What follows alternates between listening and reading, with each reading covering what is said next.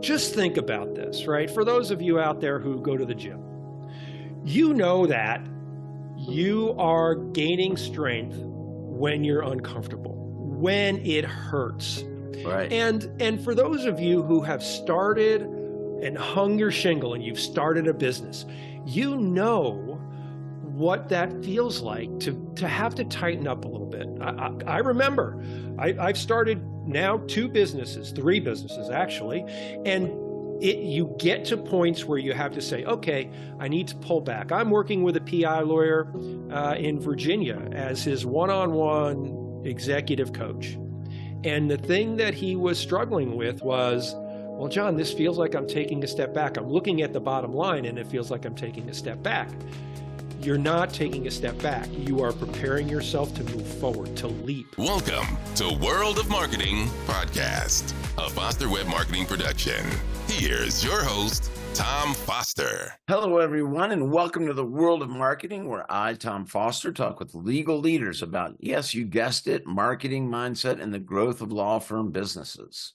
This episode is brought to you by Foster Web Marketing. Since the internet was born, Foster has been the premier provider of customized websites, SEO, video, and strategic solutions for elite law firms. Our unparalleled web technology and systems set the gold standard in the industry, catering exclusively to a discerning clientele who demand the best. Partner with Foster Web Marketing to boost your mobile marketing and reach clients directly on their devices, maximizing engagement and driving conversions in our fast-paced digital world. Visit Foster Web Marketing to discover how we can help you achieve your most ambitious goals and solidify your position at the forefront of your field. Today's guest on the World of Marketing is John Kormanik, a performance and leadership coach who brings nearly 25 years of legal experience to his coaching practice. He recently authored the book, Break the Law, a story of a remained legal career and a reclaimed life, which focuses on helping attorneys break free with the toxic work culture that often leads to burnout. John is passionate about helping lawyers reclaim their lives and thrive without sacrificing their well-being. And let's dive in. So, John, thank you so much for joining me today on the World of Marketing. Thanks for having me, Tom. I appreciate it. I was telling everybody, I was telling John before we got started, I love his website. Everybody's got to go check out John's website. That's johnrkormanik.com, just like it sounds. Check it out, man. I love it. Love the and I love the intro that you gave, the discerning lawyers who demand excellence. Those are my people. Yeah. Those are my people. Well, tell me about it. So you're a lawyer yourself. You practice law, and do you still practice law, or are you just coaching? I no longer practice law, but I'm not a legal refugee, right? I pivoted out of the law to have a greater impact in the world. That's my goal for this chapter of my life. If you're seeing the video, you can see a little gray in my beard. If you're not, just know there's gray in my beard. And so this chapter of my life is a continuation of service, and I am serving those who serve others. I'm serving elite lawyers. John, I think it's wonderful, man. And I love your approach and I love your messaging. So tell me a little bit about you and how you got into law and your trajectory to where you are now. You bet. So the law was a second career for me. I was in healthcare before I went to law school. I, back in 1993, had a house, had a mortgage, had a wife, had a dog, had a daughter, a 2-year-old at the time. And I went home to my wife, Michelle, and said, I want to go to law school. And she looked at me like I was a bit daft and said, okay, don't mess it up. And so I didn't, right? And I will tell you that law school was really the beginning of my coaching career. Because I was 35 at the time, I was coaching my peers as students. And so that's where my coaching began. I graduated, I did very well in law school, came to Boise, Idaho, which is our home base today, and came to Boise for a judicial clerkship at the Idaho Court of Appeals. And it was a 2-year clerkship. That was back in 1998. And we're still in Boise. It's a great place to live. Wow. After clerking, Eventually, I opened my own law firm with two partners, two friends, and we got down to the business of law. And it was really hard. It was a challenge, right? It was a What challenge. kind of law? What law did you practice? Yeah, I did for the last 15 years of my career, I did criminal defense here in Idaho, everything from DUI to death penalty work. Wow. Yeah, it was That's intense. tough business, man. It was tough. It was rewarding. And I had an impact. I impacted my clients for sure. And then back in, say, 2016, 2017, I started thinking, well, what do I want next, right? What is next for me? And I was very happy as an attorney. I did it well. I was well respected. My business was really good, but I defined what I wanted next. And so I took it, and I took the step. This time when I talked to Michelle about, hey, I want to do this different thing, I had built up about 30 years of street cred with her. So this time it was, okay, let's do it. Let's figure out how to do it. So we figured it out, and that's where I am today. That's great. And so you got this book, Break the Law, book.com. Great URL. This is great. And if you're everybody that's watching this, you've got a QR code right here on the screen that you can. Is that how you go get the book? If you just get that QR code? Yep, the QR code will take you to breakthelawbook.com. All right. So everybody, you got your mobile phones out, click on that bad boy and go. You bet. Book. So tell me, how long did it take you to write this book, and what's in it? Yeah, from start to finish, it was almost 2 years exactly. And much of that was because of me. Of course. I started, I stopped, nobody's going to want to read it. No, you have something to say, all the things. Kind of like when lawyers struggle with marketing, right? How am I going to do it? Nobody's going to listen to me, that type of thing. And so it took about 2 years from start until it being published. What's in it? The basic premise of Break the Law is lawyers are told and they believe 5 lies that, in honesty, and the statistics back me up, make them relatively miserable as a group. Those 5 lies are: you have to grind all the time to be successful. It's got to feel heavy. It's got to feel like work. Number 2 is if you're not busy, you're lazy. Number 3 is you got to be available 24/7. Number 4 is money will make you happy. And number 5 is asking for help is weakness. I dive into. I love that. Yeah. That is great, man. Yeah. So great. I dive into those lies and I reveal how they are lies. And if you can build your own way of doing things, if you can create your own game and your own rules, you will not only be happier, you will be more successful as a lawyer. That's what the book is about. That's great, man. What a great message. You got it, man. So back to you were in law school. Yeah. You go to law school at 35. So obviously you're much older than most people, right? Yeah. And that's where you started this mentoring, right? That mentorship. Because and it was really more about like mindset stuff, right? Meta stuff. 100%. It was all about mindset stuff, right? Law school and legal practice are similar in that about 20% of what we need to do is tactical, right? We need to think about the tactics and the steps to take. 80% of it is between your ears. And so when I went to law school, as I mentioned, I was in healthcare before. I was a respiratory therapist, and literally, and this is not an exaggeration, I dealt with life and death situations every day in that field. I worked at the trauma unit at UCSD Medical Center in San Diego. It was a big deal.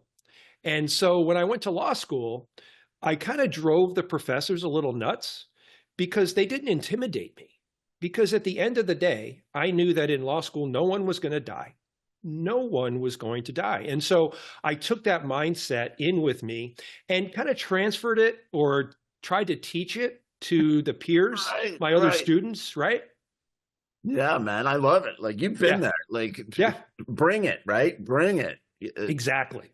And nothing can get you. And you instilled that attitude in your peers and and that's what you do to this day, right?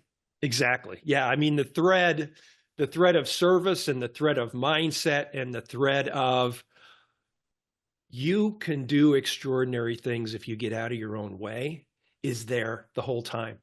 The whole time since I've been probably 19 years old. Let's dissect a little bit more the 5 lies, because I want to go get into that. So what was the first one again? You have to grind all the time to be successful. Right. Okay. So let's talk about that. Like, how do you mean that? So you have to work hard. There's no doubt about it, but it doesn't have to feel heavy. So that grind is the feeling that you have. And it kind of goes with this mythical concept of work-life balance that as lawyers, it's kind of a fool's game to go towards because you can't achieve it, right? It's not a thing. But that grinding it's got to feel heavy. You ought to get into a place of effortless effort. And for that, you have to leverage your biology and step into what athletes call being in the zone or a flow state. We can bring what athletes experience, into our practices and make it not so heavy and increase our productivity, increase the quality of our work product, and increase client satisfaction, which naturally results in increasing our bottom line. Exactly. Now, what was number 2? Number 2, if you're not busy, you're lazy. Okay. So how do you mean that? So when you look at your calendar, does it freak you out if there's blank space? As a lawyer who bills hourly, I can tell you it used to freak me out that there was blank space at the beginning of my career. As my career progressed, I recognized that elite performers have blank space so that they can just think. Right. Is thinking billable? No, it's not billable. Thinking about your business is not billable. But thinking about your business and what you want and how to get it takes you off that treadmill or the hamster wheel and creates the business that you want. After all, Right. the whole point of being a lawyer is so that you have a practice and a business that supports you, not the other way around. So stepping out of that, feeling really unsettled when there's blank space and leaning into it. Okay, this space is time for me to think. Think and do marketing, right? Like that's the other thing is, right? They just, and getting them to do it and do it consistently is what I've been doing for 30 years. I got guys that are great at it. Yep. And then I got guys that just won't do it. Yeah, and here's the deal. Whenever I run, and Tom, you're going to love this. Whenever I run across an attorney and they talk about marketing as something other than their practice, I pull them up short. No, marketing is part of your business. It's not an add-on. It's not a nice to have. It is as essential as writing that brief or that contract or standing up in court. It is as essential. Until you understand that, you're not going to get to where you can get to. You're right. And it's an imperative, necessary ingredient to your success. 100%. Okay. What was number 3? Number 3, you got to be available 24/7. Oh, I love this one. And this is connected to the first one. Yeah. And yeah, this is a great debate. Right? About being so available for your clients. You want to project that. You want to project that you're available to them all the time. So the first thing that people do is like, here's my cell phone, and call me anytime. I'm here for you, blah, blah, blah, blah, blah. They're so, gushing to have the client. But I can tell you my own experience with lawyers. If I am talking to a lawyer, if I'm in a meeting And that lawyer, and this has happened to me, gets a phone call or a text and walks out of the room to take the call. That has just ruined that relationship, right? This has happened a few times, and I'm like, well, I'm not working with that person. Exactly. And here's the thing. Here's what people don't think about. They do the surface level. Well, this is going to be a differentiator, right? I'm going to be different from my competition by being available 24/7. Well, number one, that's simply not true because every lawyer thinks that. And number two, human nature is to focus on failure. And so you could answer the phone 99 times out of 100 or 999 times out of 1,000. And the client is going to remember the time you didn't. That's it. That is the truth. You're right. The gotchas outweigh the attaboys, man. 100%. That's just how people think. They don't remember the good stuff. They just only remember the whatever, the bad things or the problems or the and it's not that the clients are mean. It's or just anything like that. nature. It's biology. This is why we are on the planet today. It is, we focused on, hey, you know what? When I go to that watering hole, there are lions there if I go between this time and this time. So I have to go at a different time. It's just it's in our DNA. And so when you remember that, being available 24/7 just ain't it. And I will challenge each and every person who is hearing this or watching this right now. Do you have the telephone number of your physician, the cell number of your doctor? And are they available to you 24/7? And if you say no, then what you're telling me, if you give that cell number to your clients, your cell number, is that your time is not as valuable as your doctor's. That's all you're telling me. And I don't believe that. Well, here's what I suggest is that you can kind of cheat here because you can make yourself available 24/7 if you have a website that is designed for that, right? Yes. Like if you've got a good website that has chat services, that has, a great call center, right?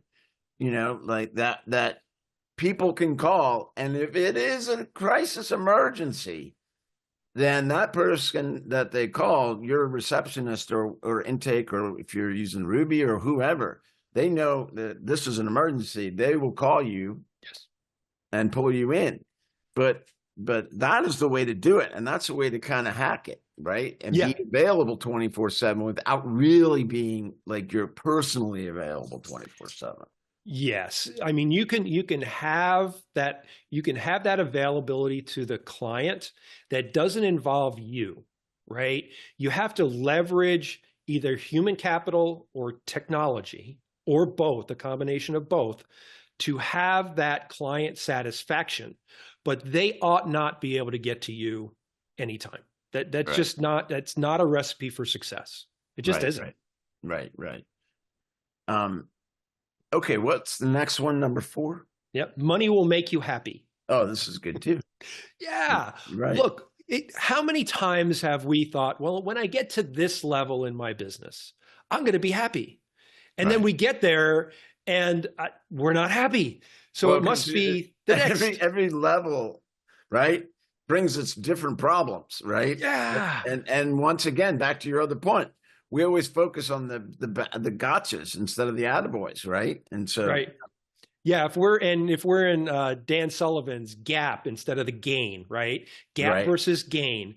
And money is a horizon thing. We move towards it. We may think we get there, and then there's this next thing that we want, and we want, and we want. Now, I want to be perfectly clear.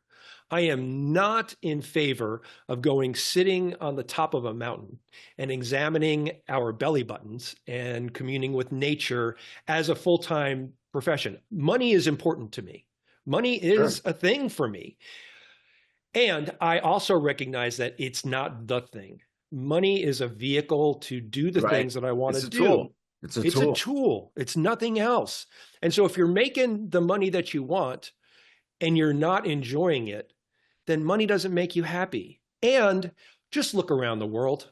The richest people on the planet, more wealth than has ever been in human history. Are they the happiest people? Of course not. Of You course see them. not. Yeah, Yeah. no, they got big problems. Their problems are bigger, Yeah, like, exactly. and that's what happens is the more money you make, the bigger your problems and the more difficult it is to manage it and all that stuff, and Right. the whole system is designed to screw you over, Yeah. and so, you got to be smart, Yep. and you're right. Money is a tool. Money is very important, but it is not going to bring you happiness. That it No. will not directly bring you happiness. What you do with it can bring you happiness, Yes. right? Yes. If you want to go sit on the mountain and study your belly button, you can Do do it. that, but you got to make the money first. Right. Right. Right. Exactly. That's exactly right. Money is a vehicle. Yep. All right. What's number 5? Number 5 is asking for help is weakness. Yeah. Okay. This is good too. Yeah. Lawyers, right? We wear this armor. Right. We wear it and You we think wear we it can do it very all. proudly. Yeah. Well, number 1, we think we could do it all. Number 2, we are not really good at asking for help because we have this thing where we need to have the answer. We must have the answer almost all the time for our clients. And so we have this mindset where if I ask someone for help, then I'm weak. And all you have to do is look at either elite professional athletes or CEOs in Fortune 50 companies. They all have teams of people, whether it's in the business as executive assistants, CFOs. For athletes, it's a strength and conditioning. It's a financial coach, right? It's a financial advisor, things like that. They all have these things. And they're elite. So take off your armor a little bit, right? Yeah. Take it off and Delegate. recognize Ask for help, right? Delegate. If you're doing it all, you are the bottleneck. This is my mantra for the last 3 months because clients have come to me. It's very cyclical, but they're here and they're like, well, this, that, I'm so busy. I'm like, well, you're the problem. You're the bottleneck. So how are you going to free up some of your time? How are you going to do that? And it involves leverage, as we talked about before, leveraging human capital or leveraging technology. It's not a weakness.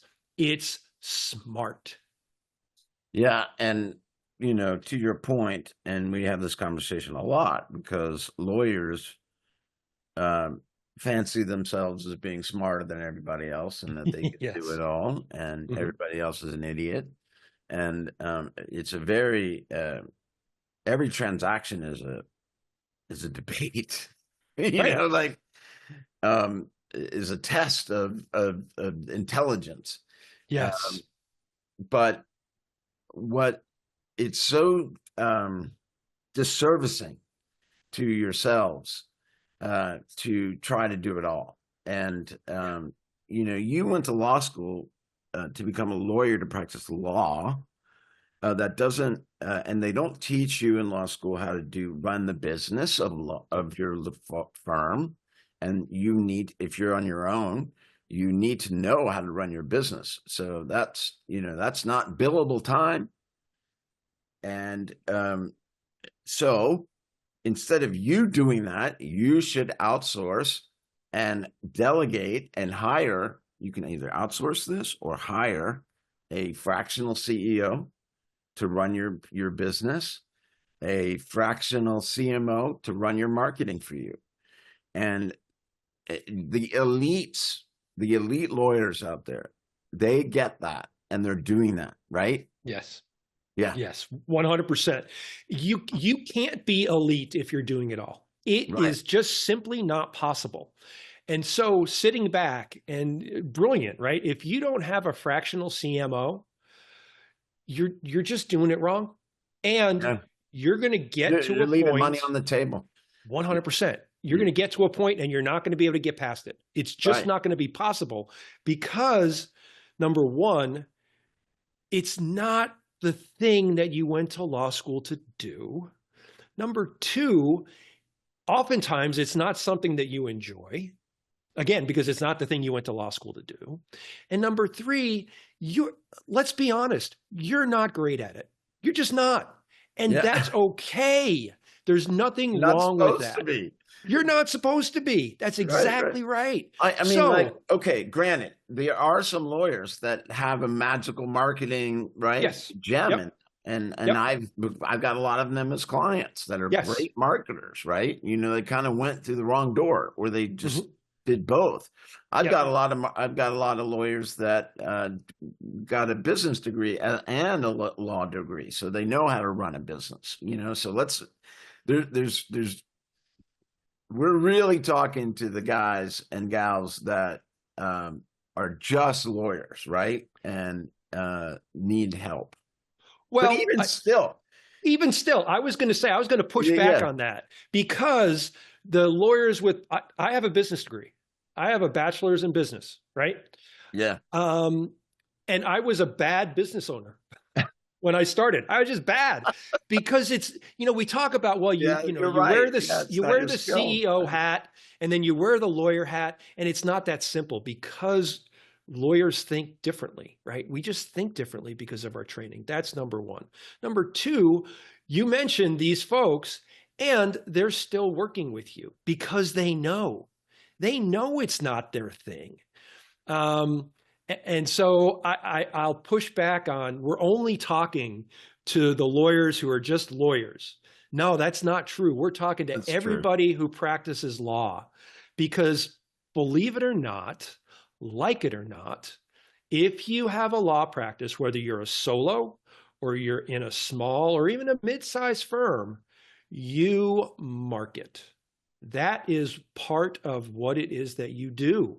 And so recognize that either you're not great at it, or if you're great at it, you still ought not be doing it alone. You still ought to have help. Yep.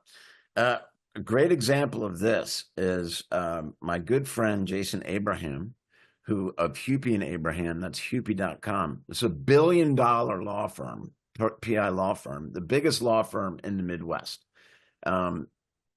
Somebody can challenge that, but I say they are the biggest one, and so does Jason. So hell yeah.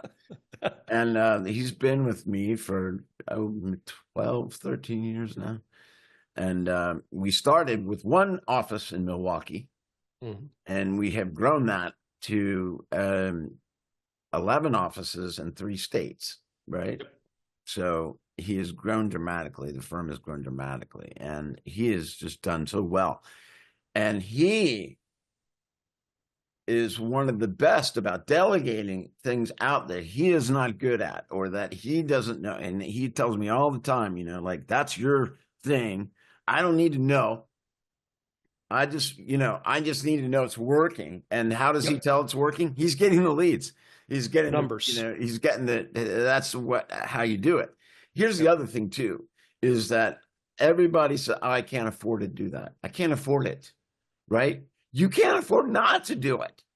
Yes. That's really it. And you might need to bite the bullet for a couple of months. Like, you might need to not buy that Porsche. You might need to hold off on that Porsche. Right? Yeah. Yeah. Look, you have to get uncomfortable. Yep. You have to get uncomfortable. Just think about this, right? For those of you out there who go to the gym, you know that you are gaining strength when you're uncomfortable, when it hurts.